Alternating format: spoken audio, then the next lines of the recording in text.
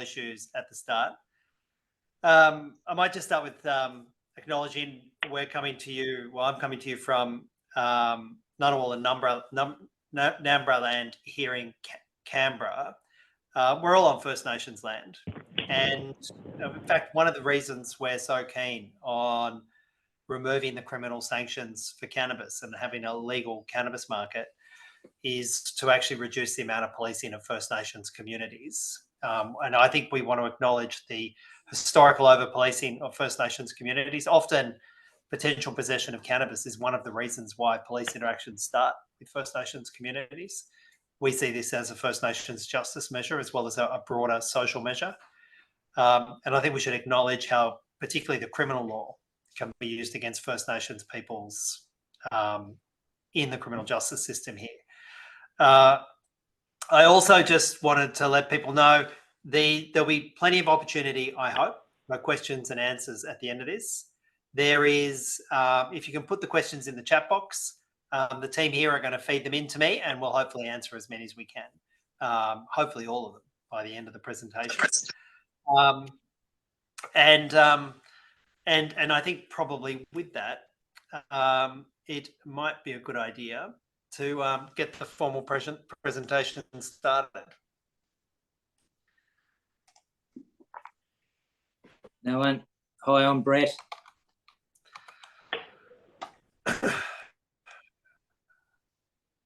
Right. Now, in a perfect world, so this is about writing a submission. So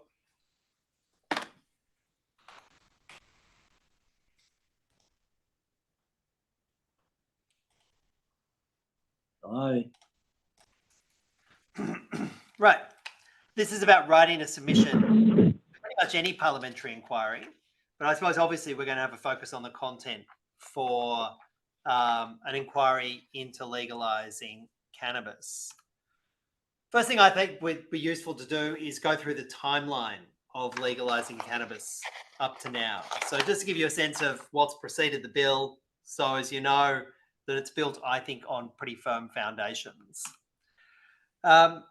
Starting September, October last year, we worked with lawyers and barristers, legal academics for advice on how to legalise cannabis using the federal parliament. We got that advice, we were pretty confident. We then worked with a bunch of experts, including people with lived experience of cannabis, to work up a sort of draft legalisation model. While we were doing that, we went off to this set of boffins who work with the parliament, independent. There are a bunch of independent experts called the Parliamentary Budget Office. And we said, if we legalise cannabis and we whack some GST on it and a 15% sales tax on it, how much money will that make? And they came and crunched the numbers and they said there's around about $28 billion in public revenue in the first 9 or 10 years. We thought that was an important element in the reform. We then, in February of this year, pulled together the first draft of our bill to legalise cannabis. In March, we put the bill out for initial feedback.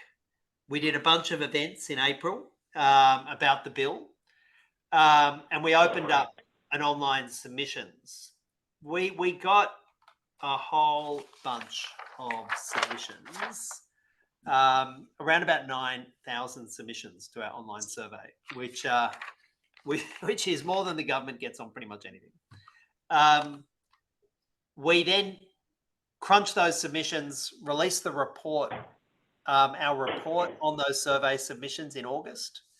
And later in August, we did the hard work of going through the bill and making changes to our draft bill. A bill is a draft law that took up what those thousands of people said, the improvements that they wanted on the bill. Right at the end of August, we presented it to the Parliament, actually put it for the first time, a piece of legislation in the federal Parliament to legalise cannabis for the whole country. And then last month, we had it referred off to the Legal and Constitutional Affairs Committee in the Senate. I'm on that committee. That committee specializes in looking at, in this case, critical law reforms dealing with criminal justice and the like. Right now, we're in the middle of commencing submission, a series of workshops in how to put submissions together for the inquiry. This is the first of those we're doing, as you can probably see from the tech issues we had at the start of it. In about a bit over a week's time, we're going to do an Ask Us Anything on Reddit, which is going to have a particular focus on the cannabis bill. We've got another submission we're doing at the start of November. On the 3rd of November, submissions close. So we want everyone to get their submissions in by the 3rd of November. We expect the first public hearing to happen sometime in December. We're going to be actually trying to nail that date down tomorrow in the committee.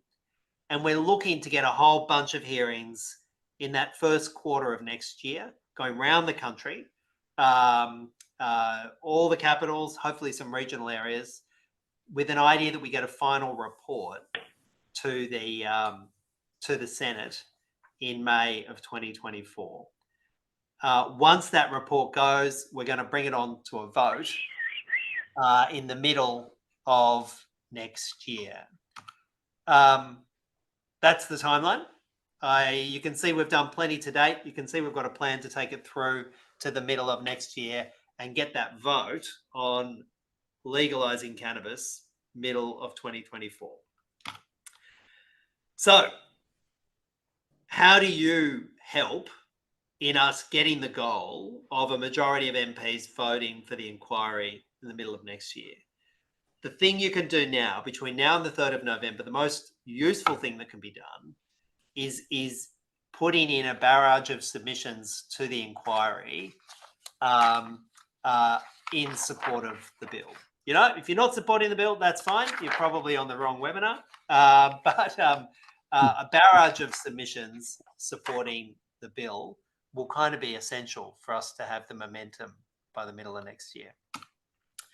So what to include? One of the rules in a submissions on a piece of legislation like this is you actually have to address the bill, and you have to have specific thoughts, some actual, structured thoughts about how the thing's going to work. On one view, I would love, 20,000 submissions just saying blaze it or legalize it, but those submissions won't be counted as official submissions. They'll just be basically read out. So at a minimum, you need submissions that say you support the Legalising Cannabis Bill 2023. And submissions will be vastly more powerful if they actually engage with bits of the bill that you either want to fix, that you think are really important, or that you want to give some more considered reasons for why these bits of it or this element of the bill is really important. You can make a 100-page submission if you like. You can make a 3-paragraph submission if you like. Aiming for 1, 2, 3 pages is probably best. You don't need formal letterhead. You don't need formal formatting.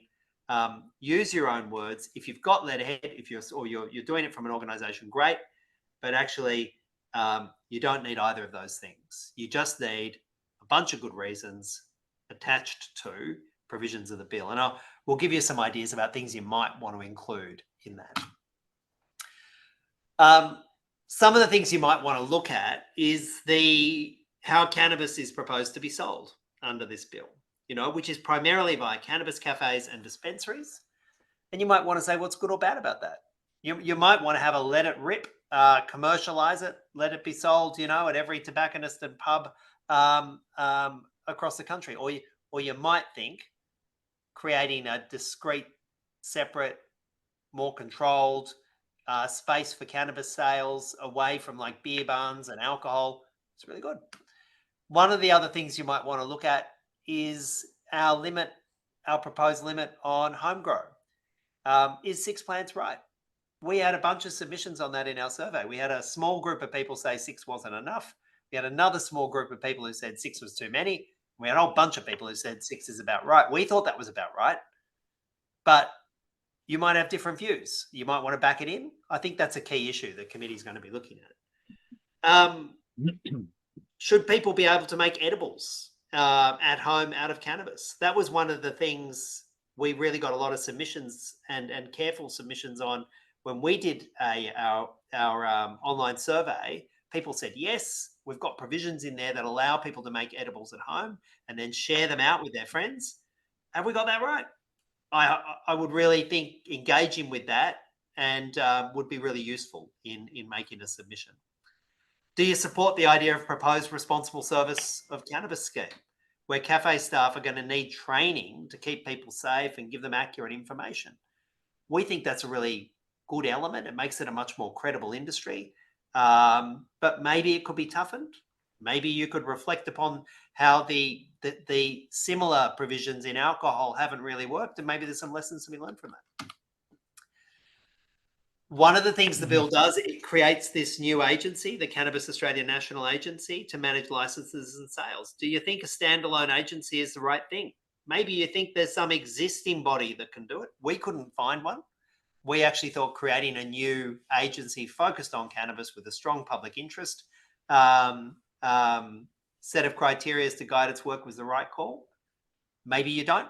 But either way, engaging on that would be really useful. Of course, the bill also requires a bunch of labelling to be done. We think there's a huge amount of benefit in accurate, truthful labelling on things like strength, strain, purity. We think that should be available at the point of sale. Do you agree with that? Do you think there are other things that should be included? Should there be express requirements in the Act, maybe in the bill, rather than giving that to the national agency to do? Engaging in that's really useful. One of the things we wanted to do was not just throw cannabis into pubs and clubs and mix it up with alcohol, but actually create a distinct set of venues where cannabis will be consumed, where alcohol products cannot be sold. We wanted that to create a kind of new, to be quite frank about it, chilled out kind of space for people to relax and engage in, free from some of the impacts of which we too often see of excessive alcohol intake, and to create a whole new industry. Do you support that? Do you want to change it? Are we being too precious? We'd really like to hear your thoughts on that. One of the provisions we have in the bill is no one goes to jail for having personal use amounts or even a little bit over personal use amounts. The principal penalty if people are found to have excessive amounts of cannabis in their possession is confiscation of the cannabis. Obviously, it's different if you're engaged in commercial unlicensed dealing. But should we be tougher on that? When it comes to minors, to kids, we actually removed all criminal sanctions for children for cannabis possession. But we did include the capacity and, effectively an obligation for police to confiscate any cannabis they find in the possession of a minor. It is, of course, a significant criminal penalty in the bill to provide cannabis to a child or a minor. We think that's right. Maybe you want to have a look at how those provisions work and see if we've got the balance right. We have particularly tough penalties for breaches of the Act by corporate entities, and much tougher breaches for corporate entities than individuals. But we do have some pretty tough penalties for people who are engaged in unlicensed, large-scale commercial activities in relation to cannabis. Have we got that right? From the outset, we thought that we didn't want to see the new market taken over by the existing alcohol, tobacco, and pharmaceutical industries. And in fact, we've got an express prohibition from any entity that's engaged in those industries from engaging in the cannabis industry. Again, are we being too tough here? Some people have suggested we should extend that list to include the soft drinks industry as well. We haven't done that. Is the list too long? Is it too short? We'd love to hear from you on that in the inquiry. We've also put the same restrictions on smoking cannabis as currently applied to smoking tobacco. We thought that was something people are very familiar with. There's a public health set of structures around that. We thought that was probably the right starting point. Again, we'd love to hear your views on that. That might be something you want to engage in when you're doing the submissions. And then one of the things we wanted to do to provide some kind of historical rebalance, given all the harm that's been caused to First Nations communities through the policing of illegal cannabis, is we actually put in place a free license scheme for First Nations peoples in recognition of that unfair impact of the war on drugs on their communities. Have we gone far enough? Should we put more provisions in to recognise that historical unfairness? Is that too much? Let us know what your thoughts are on that. And of course, anything else that you want to put in your thoughts on, things that are in the bill, things that you think should perhaps be also included in the bill. We've got a bunch of additional information on our FAQ part of our website on legalising cannabis. There's also a detailed explanatory memorandum, which is a kind of, it's meant to be a plain English explanation of what's in the bill. And that's attached. Also, it's on the Parliamentary website and it's also on our website. So how do you put a submission in? The first one is you can lodge it through the My Parliament portal, and there's a link available to that on our website. And you can also see it through the committee website on the Parliament. And you can also send it directly by email, and that's the email address you send your submission to at the Legal and Constitutional Committee in the Senate. Making a submission via the My Parliament portal is probably a more secure way of doing it, and particularly if you want to upload a bunch of sensitive and confidential material. But parliamentary privilege, the protections of parliamentary privilege will apply no matter how you put your submission in. Either of those formats you'll be covered by parliamentary privilege. Confidentiality. I expect the committee to say that anybody who discloses criminal activity will have their name redacted and won't be disclosed. So that degree of confidentiality, I hope, will be protected by the committee. But what I would say to you is, if you're putting a submission in to a public inquiry, just kind of be mindful of the fact that it's probably going to be published online on the committee website, and then anybody with access to the internet can have a look at it. If you don't want your name shared, tell the committee that, label it confidential, and just explain why you don't want your name shared. In my experience, the committee will, in those circumstances, redact your name. If you want the whole of the submission to be confidential and be only seen by the committee members and not published on the website, even with your name redacted, you can also ask for the whole of the submission to be kept confidential. Obviously, wholly confidential submissions have less impact because they're not seen by the media, they're not seen by the public, but there may be circumstances where you want that. And, at the end of the day, the committee has the power to publish what they want. I have never yet seen a committee publish someone's name when they've asked for the name to be withheld. I've never yet seen a committee publish a submission when people have asked for it with a valid reason for it to be confidential. So keep those things in mind when you're making your submission. And with that, are there any questions? I posted a question in the chat if you can view that, Yep. or you just like me to ask. No worries. What about, so the first one from Ryan, is there opposition to the bill using the reefer madness stance? Yeah, there's a little bit of that still. As bizarre as it may seem, there's still some sort of bit of that cultural echo in the Parliament. Yeah. Just the other day, just yesterday, in fact, we saw the coalition carrying on with a conspiracy theory because the Australian Capital Territory, the ACT government, has decided to decriminalise personal possession of drugs. And you we could have had that same conversation from the coalition in 1954 as we had in 2023 in the Senate. It was pretty depressing. Thankfully, though, Labor did not join in. They just played a dead bat and killed it off, and we killed off what the coalition was trying to do. But there's a bit of that going around, and in that way, I think the Parliament is not particularly representative of Australia, and that's why we've got a persuasion job to do. So I just quickly, I was planning to put in my submission. I have a very proactive view of life. I always go to negative stuff to try and sort it out, because if everything's good, you just ride it out. If it's not, you try and fix it to make everything better.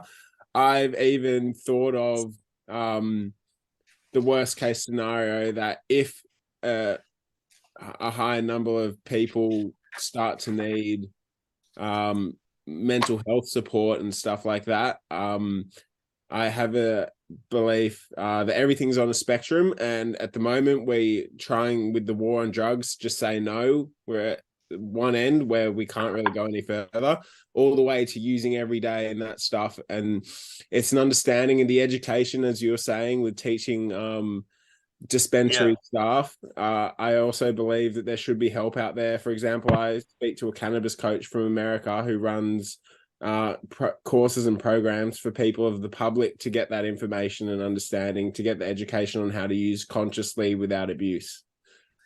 Yeah, look, I think there are elements of that to be dealt with in the submissions, but I come back to a point that I tried to make in that presentation. Make this about the bill. Make this about the market that's being created, the provisions that are being created in the bill. If you want to have some additional comments about some additional protection measures that can be put in place, or some additional thoughts, craft it in that way. But the most powerful submissions, ones that are going to have the biggest impact, are the ones that actually engage with the bill in one way or another. Awesome. Jeremy's asked, I'll get to you, Matthew. I see your hand in a sec. Jeremy's asked, what's the danger of Parliament calling for a referendum? My guess is, I could be wrong, but my guess is there's less appetite for referendums following the last weekend than there probably was before. I think that's a remote risk, and I don't think it's likely to occur. I think they're going to try and want to, if they can find a way to kill this off and say, oh, there's not enough public support, we don't know why you're bringing it, all too hard. And that's probably how they're going to try and kill it off. How many on the committee are smokers? How many committee members have viewed the documentary, The God Plant? I don't know. By all means, put a link in to where they can download it. It might be a very useful thing to do, Jeremy. I don't currently consume any illegal drug. I'm a good little senator. I'm a Green senator, though. If you find a Green senator who at some point in their life hasn't consumed cannabis, good luck with that. There are, half the country, half the adults in the country have tried cannabis at one time or another. There's no reason more than half. Any bloody different. Matthew. Yeah, hi David. Thanks for the intro into submissions for the bill.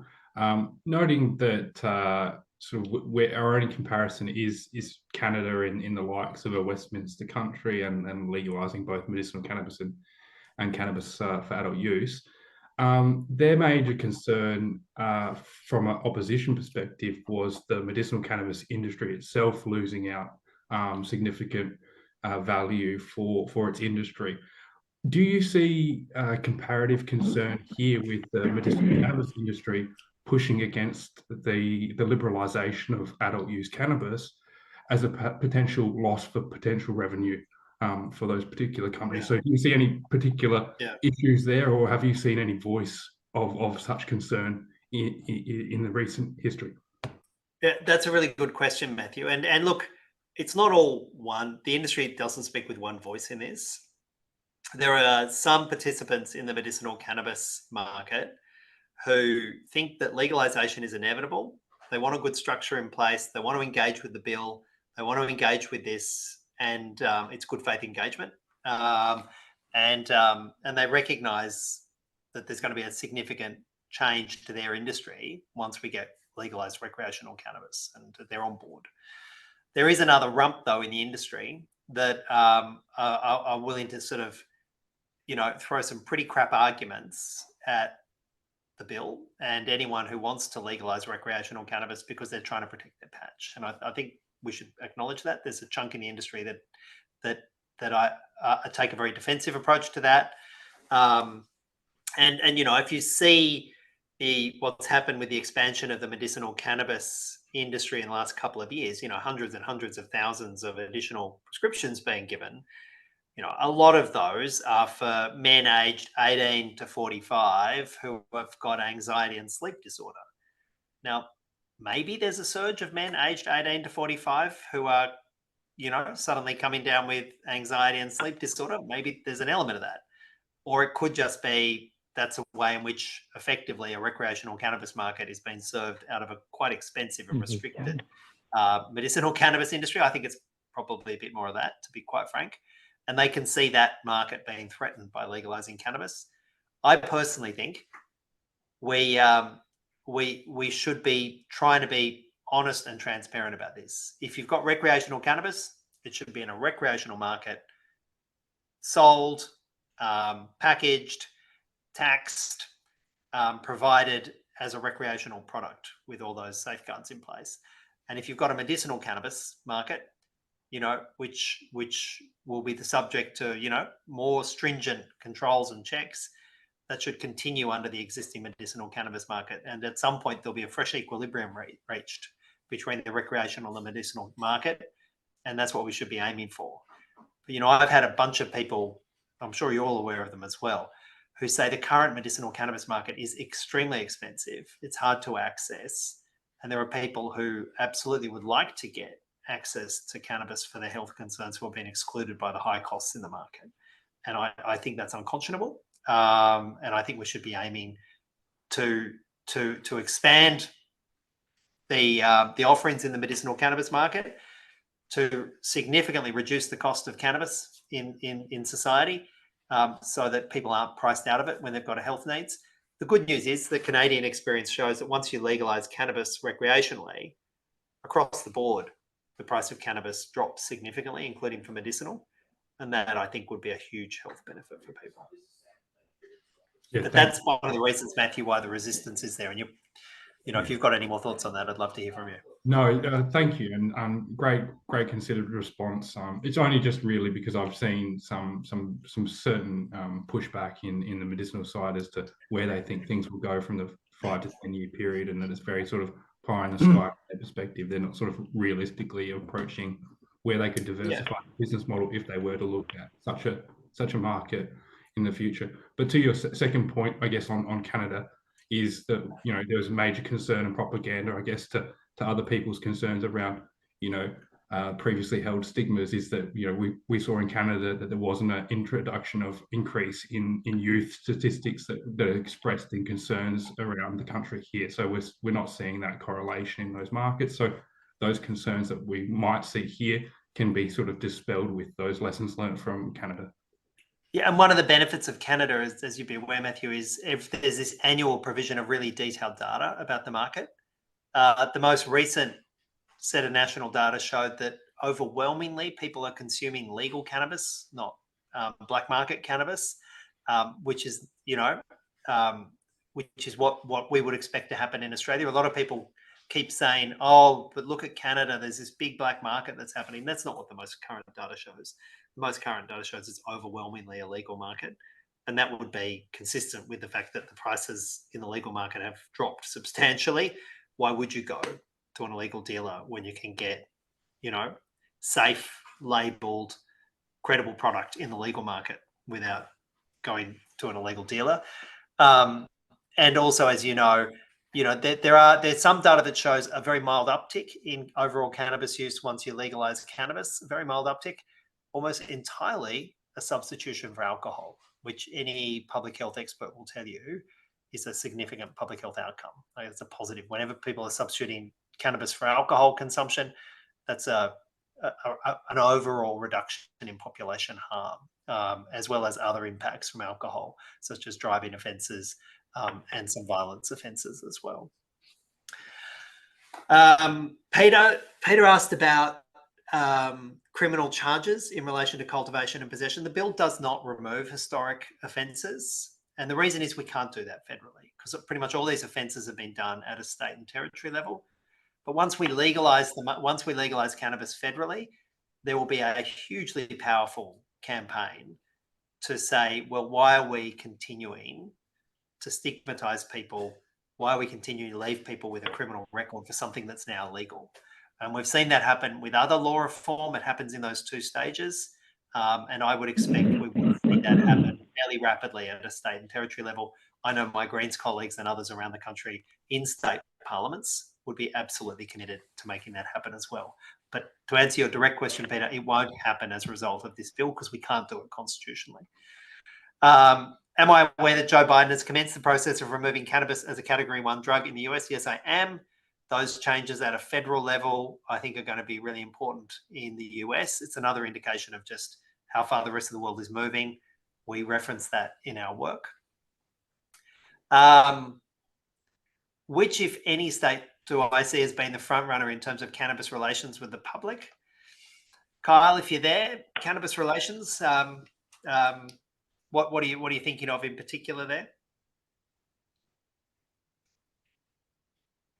Yeah, hey, thanks for asking me.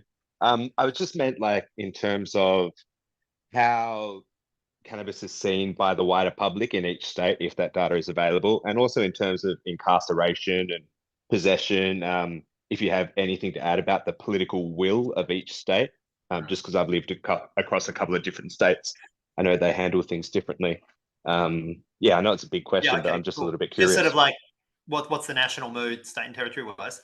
Yeah, I'm really exactly. familiar with New South Wales, and New South Wales say they're going to have a drug summit next year, but pretty much already Chris Minns, the premier there, has said, "Oh, we're not going to legalise cannabis. Oh, we're not going to do pill testing. Oh, we're not going to do this. Oh, we're not going to do that. Oh, we're not going to do this." I think he doesn't reflect the mood of the public. Sorry, Senator, you have about one question more. Okay, I'm getting the wind up. I've got to go down and contribute on a debate in Parliament in a sec. I think it's partly why that is. So I think New South Wales, I wouldn't be looking for anything urgent out of New South Wales. Victoria, well, maybe, I don't know. They just announced a very modest trial on drug driving laws for medicinal cannabis. It's the world's most pathetic trial that you can imagine. They're allowing a small number of people to drive on blocked off public roads under medical supervision for the purpose of determining what an impairment level is. Probably what they could have done is just go to Tasmania, where you can drive, even though there's a small, tiny perceptible amount of cannabis in your system, provided you're not impaired. They could do some testings on very, very low concentrations of cannabis quite legally already in Tasmania. But anyhow, I think there's a long way to go in Victoria. The ACT has, as people know, decriminalised cannabis possession since 2019, and they're just about at the end of this month. There's going to be decriminalising personal use and personal possession of a raft of other drugs, treated as a health issue, not a criminal issue. And I think if we can't get anywhere federally, the ACT is the jurisdiction most likely to move, I think. There's been some reform in Queensland on personal possession, moving towards a kind of decriminalisation model, which is supported. And there's a potential, if some people say that if Queensland Labor want to pull something out of the fire to try and win the next election, one of the things Queensland Labor might do is make some kind of half-baked commitment to legalising cannabis. If they do that, I'll celebrate it. I still think the best way of doing it is you vote for a party that is committed to legalising cannabis in its DNA, like the Greens, but we would celebrate any other party moving in the space. South Australia, there's some work being done by my Greens colleagues in South Australia, in the South Australian Parliament, but I don't think reform is particularly imminent in South Australia, and WA doesn't seem to be moving. Kyle, I hope that kind of gives you a cook's tour of the country. Thank you so much. Yeah, no worries. If the whole world had to listen to the World Health Organization for the last few years, why should the cannabis issue be any different? Yeah, public health. we've had a bunch of communications about public health, legalizing cannabis, doing it properly, regulating the market's a public health measure. Any other things to specifically focus on beyond the points in the submission? Look, one thing I'd urge people to do is speak in your own voice. If there's something really powerful that you want to say about why you should be legalizing cannabis, say it. Don't be trapped by what I've put in that submission. We're going to put that submission. It's going to be available. That's that guide that I've just run through. It's going to be available on our website. But don't feel trapped by what we say. The most powerful thing you can say is something in your own words that expresses your own personal experience. But what I'd say is make sure you attach it, though, to some consideration of the bill, some of that specific consideration of the bill or something like that, so as it's a formal submission and is received. As a law student, hang on, I saw that. What's been the reception like in Parliament? Privately, really supportive and good. Publicly, Labor is trying to say that they won't support it. Our job with this inquiry is to change their mind between now and next year. Where can you get a copy of the bill? There's a copy available on our website. And there's a link to the website where, in the chat, there's a link to the website in the chat. Anyone feel free to email the office. You've got the email there for the office if you've got any further questions. And if you found this useful, you find the submission guide useful, share it with as many of your friends as you can. Encourage people to come onto the Reddit AMA when we hold it, and encourage people also to come onto the next presentation that we'll do on submissions as well. Unless there's a burning question that people will be very pissed off if I don't answer, in which case ask now. David, how closely have you been? How closely have you been working with legalised cannabis out of Nimbin? Well, look, I have a long history of working with the Nimbin community. I think I've been to pretty much every Mardi Gras for the last decade or so. I had a long commitment to this as a state MP. We have a fruitful relationship with them. Of course, there's no legalised cannabis representation in the federal parliament.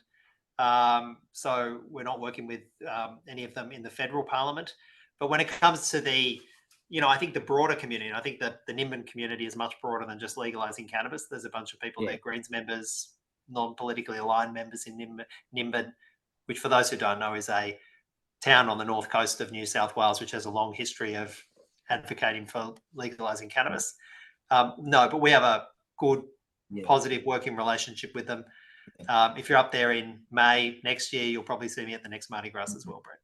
Well, they have, they do have a couple of people in the Senate here and there throughout Australia. They don't have anyone in the Senate. They've got a couple of people in upper houses in New South Wales, in Victoria, and in WA. Particularly the ones in WA. I've worked with them on the issue. I want to be clear, Brett. We want to make this happen, right? I'll work with people from the coalition. I'll work with people from Labor. I'll work with independents. I'll work with Steels.